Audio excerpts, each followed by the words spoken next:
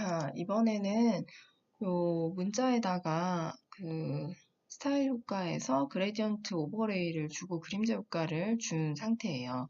그래서 좀 뭔가 모던한 그런 느낌이 나죠.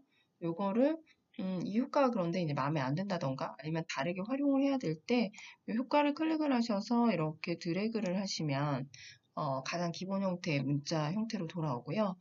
이번에는 뭘 할 거냐면 문자 툴을 이용해서 클리핑 마스크 를 사용해가지고 스와치라든가 어떤 이미지에서 내가 문자 모양으로 그 이미지를 잘 나오는 거를 한번 해보려고 해요. 어떤 건지 한번 보도록 할게요. 예를 들어서 내가 어떤 이런 배경 이미지가 있는데 여기에 내가 이런 글자를 요 레이스 모양으로 잘라가지고 여기에다 갖다 얹고 싶다. 그럴 수 있잖아요. 네, 그럴 때 어떻게 해야 되는 거죠? 그러면 예를 들어서 이런 스와치가 있다고 합시다. 그리고 이렇게 스와트가 배치가 되면 이 의미가 뭐냐면 클리핑 마스크는 이 위에 있는 이미지를 이 아래에 있는 이미지 모양으로 자른다라는 거예요. 그래서 레이어의 순서가 우선 중요해요. 잘려지는 이미지가 위에 있고 자르고자 하는 이미지의 모양이 아래에 있고 그리고 그 잘리는 이미지를 클릭을 하셔서 클리핑 마스크를 선택을 하시면 이런 식으로 내가 원하는 모양으로 그 이미지가 잘리게 되는 거예요. 그리고 그 위치를 살짝살짝 바꿔가면서 이렇게 모양을 찾을 수도 있고, 뭐 만약에 문자를 위치를 바꿔서 이런 식으로 그 모양을 찾을 수도 있어요. 그래서 내가 적당한 모양을 찾았다라고 판단이 되면, 요거를 다른 이름으로 저장을 해서 이제 활용을 해보도록 할게요. 저는 우선 얘를 JPG로 저장을 하려고 해요. 그리고 클리핑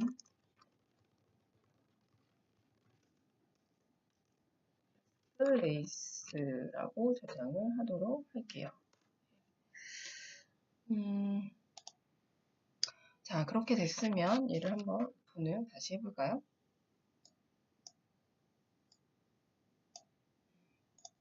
네, 다시 해서 요거를 이제 선택을 해서 아까 그 자동차가 있는 요 이미지로 가져가면 되겠죠? 자, 그러면 지난 동영상에서 본 것처럼 이런 단색 배경에 있을 때는 얘를 이런 식으로 선택을 해주면 되겠죠? 네, 클릭을 해서 매직봉 이용하고 그리고 나서 반전을 시켜주면 내가 원하는 글자 모양만 선택이 되겠죠. 그래서 컨트롤 C에서 카피를 한 후에 내가 원하는 이 이미지에다가 갖다 얹어보도록 할게요.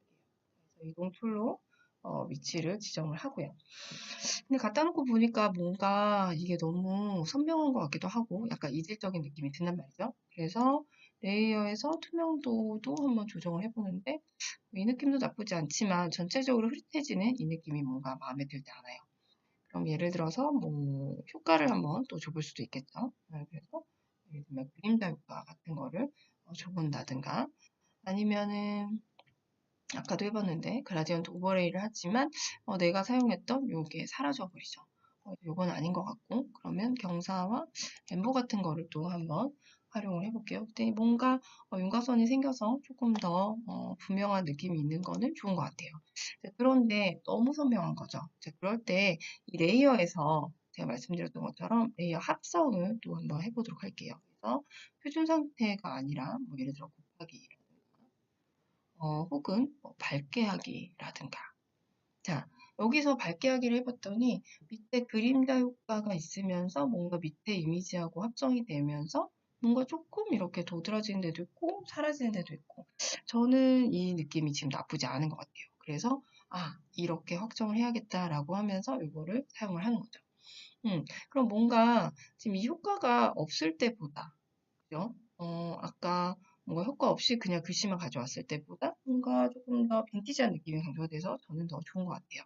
자, 이렇게 클리핑 마스크를 활용하시면 자신이 원하는 어떤 모양으로 그 원하는 이미지를 잘라낼 수 있다라는 거. 자, 이 외에도 저희는 스와치 같은 거를 사용을 많이 하기도 하잖아요.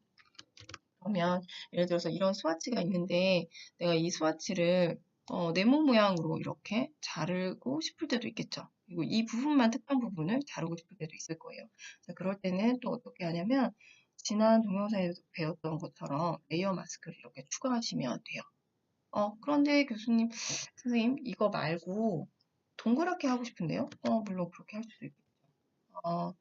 선택하는 모양을 이렇게 동그라미로 혹은 타원으로 하시면 되겠죠. 그런 후에 마찬가지로 이 레이어 마스크를 선택을 하시면 마찬가지 효과가 있는 걸 보실 수 있을 거예요. 그리고 예를 들어서 이렇게 이동을 시켜서 모양을 배치할 수도 있고요. 아니면 요거 자체를 아까 말씀드린 것처럼 다른 이름으로 저장을 해서 제비주로 따로 저장을 한 후에 스와치겠죠, 이번에는. 하고 저장을 해서 얘를 내가 원하는 그 이미지에다가 할 수도 있겠죠. 그래서 마찬가지예요. 얘를 전환을 해서 얘만 선택을 한 후에 내가 어딘가 원하는 곳이 있었다라고 한다면 얘를 이렇게 할 수 있고, 그 모양이 너무 크다면 이런 식으로 아주 작게 사이즈를 줄여서 내가 원하는 그 스와치를 내가 원하는 모양으로 가져다가 배치할 수도 있겠죠. 그래서 우리는 이미지 맵을 만들기도 하지만 스와치 그 매핑을 하는 경우들도 있잖아요. 컬러 매핑을 하는 경우도 있고, 물론 컬러 매핑 같은 경우는 여기서 여러분들이 모양을 원하는 모양을 이런 식으로 그려주시고 컬러 스와치를 내가 원하는 컬러로 변형해서 이렇게 만들어 주시면 되겠죠. 그래서 예를 들어서 그리고 당연히 이 버킷 툴로 활용을 하시면 되는데 지금 안 된다고 메시지가 뜨잖아요. 그거는 뭐냐면 레스토어가 되지 않아서 그래요. 그래서 이렇게 부으시면 원하는 컬러 스와치를 여기다가 이렇게 만들어서 넣으실 수도 있어요.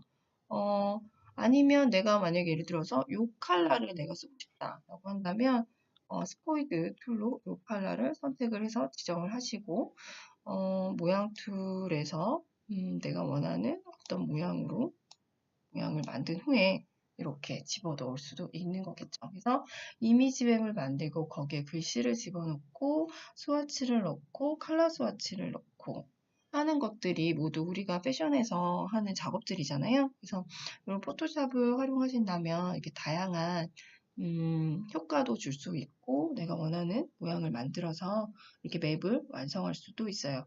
자, 이 외에도 우리가 패턴을, 그러니까 스와치를 만들 수도 있고요.